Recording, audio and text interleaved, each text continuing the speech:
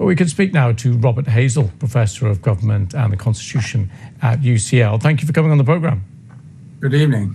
So let's start with this idea of New Zealand following Australia and being potentially in support of removing Andrew Mountbatten-Windsor from the line of succession. How simple is that?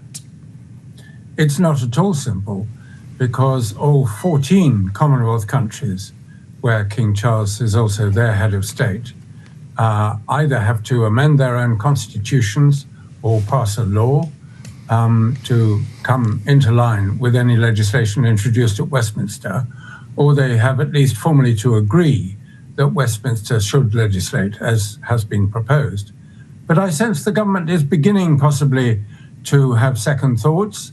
So yesterday, the Chief Secretary to the Prime Minister, Darren Jones, said rather than firmly saying the government will introduce legislation, he said the government wouldn't rule it out, and that they would consider what further action might be needed in due course. So the government, understandably, I think, is pausing this, as you said, certainly until the police have concluded their inquiries. It may be, if the police then decide to charge Andrew Mountbatten-Windsor and papers are handed on to the Crown Prosecution Service, the government might then feel it shouldn't prejudice any possible subsequent trial. So I can see this can being kicked further and further down the road. And what's the interest of kicking it down the road? Is it a question of the moral authority of the line of succession being undermined if we just arbitrarily pick and choose who it is? It kind of goes against the whole point of a line of succession. What is the argument there?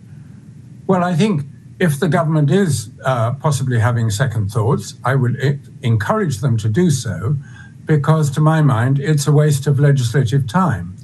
As you said, Andrew is 8th in line of succession, so the possibility of him one day becoming our king is exceedingly remote. And if people are told, if you legislate on this thing, then you won't be able to legislate on other things, which perhaps are more important to you, because parliamentary time for legislation is an extremely scarce commodity.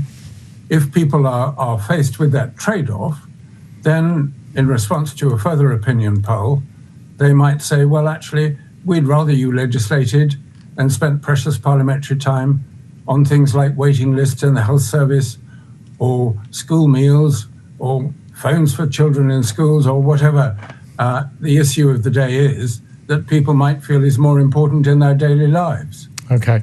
Robert Hazell, we must leave it there. Thank you very much for coming on the programme. Thank you. Bye-bye.